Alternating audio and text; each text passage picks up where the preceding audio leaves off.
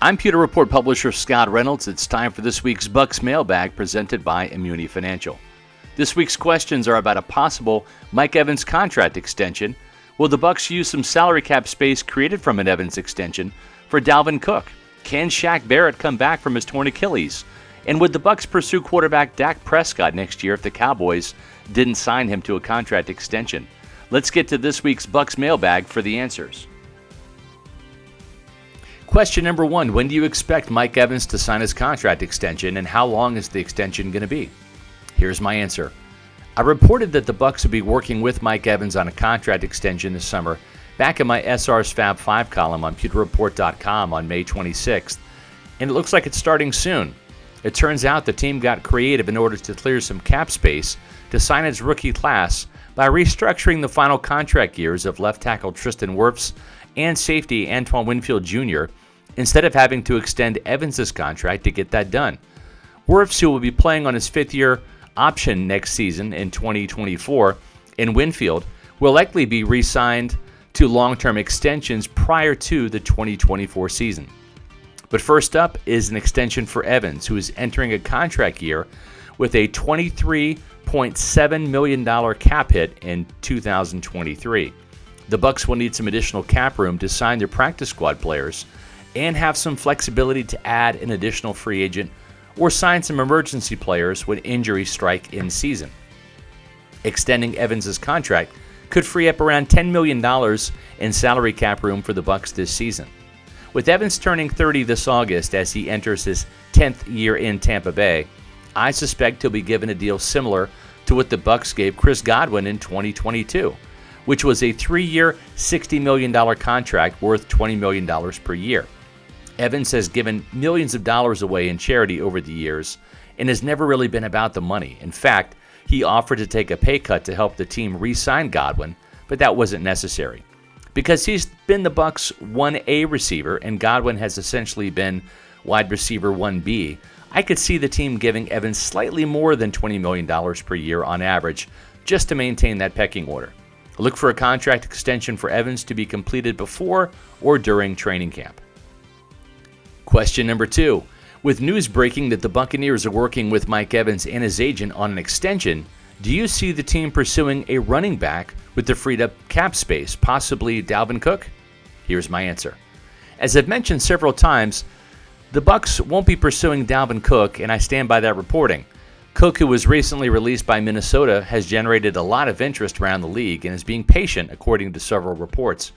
He was scheduled to make over $10 million in base salary this year and is seeking a contract that would pay him in the same ballpark. Cook has reportedly told people he would not be signing for $4 or $5 million this season. Cook has been linked to Miami and Denver, but may not sign anywhere until late July at the start of training camp. It does not appear likely that the Bucs will be pursuing him for 2 reasons.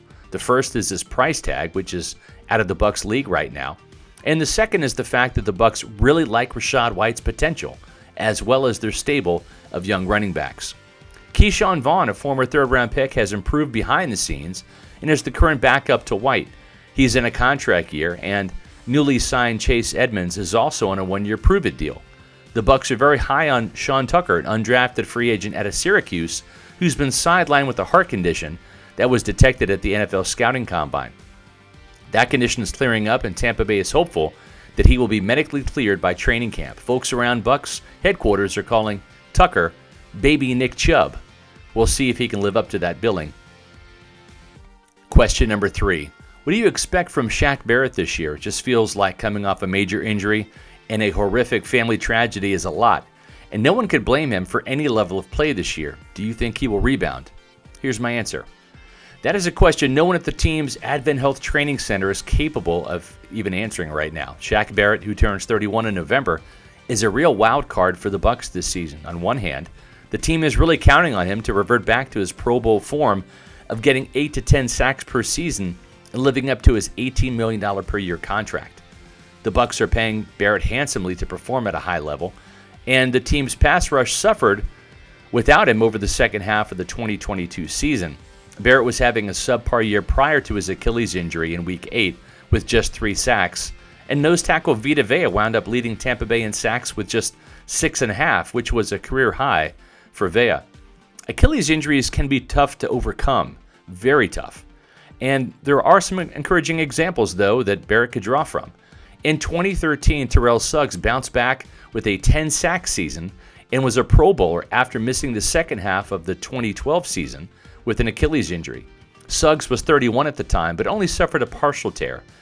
Philadelphia defensive end Brandon Graham suffered an Achilles tear 2 games into the 2021 season, but came back with a vengeance last year, notching 11 sacks at the age of 34. So it can be done even for players on the other side of 30.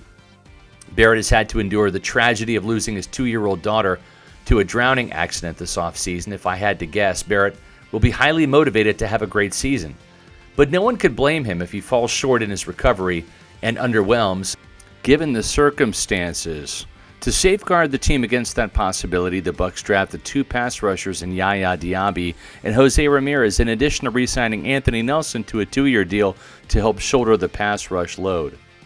And now it's time for our 4th and final question. If the Cowboys don't re-sign quarterback Dak Prescott, in your opinion, would he be worth pursuing, and at what cost? The guy's never really won anything. Here's my answer. Dak Prescott has 2 years left on his existing contract with cap hits of roughly $26.8 million in 2023 and $59.5 million in 2024. The Cowboys don't have to do anything with his contract this season, but they will have to address it prior to 2024 to reduce his cap hit. Prescott had a down season in 2022, throwing just 23 touchdowns and 15 interceptions while missing 5 games with a broken thumb that occurred against the Buccaneers in Week 1, after tossing 37 touchdowns and only 10 picks in 2021. Entering his 8th season at age 30, Prescott has not made a Pro Bowl since 2018. Finding the next great quarterback is top of mind in Tampa Bay and elsewhere around the league for teams that don't have a great quarterback. We'll see how Prescott fares this year in Dallas with Mike McCarthy, the head coach, calling plays now that former offensive coordinator Kellen Moore has been let go. I don't see the Bucs being a potential landing spot if Prescott becomes available, but we'll see. If neither Baker Mayfield nor Kyle Trask pan out, I think the next step is the Bucs taking another shot at drafting a quarterback in the first round in 2024. Thanks for watching this week's Bucs Mailbag, and make sure you visit pewterreport.com for the latest Bucs news, and follow Pewter Report on Twitter, Facebook, and Instagram, and that you like this video and subscribe to our YouTube channel, Pewter Report TV, for more great Bucs video content.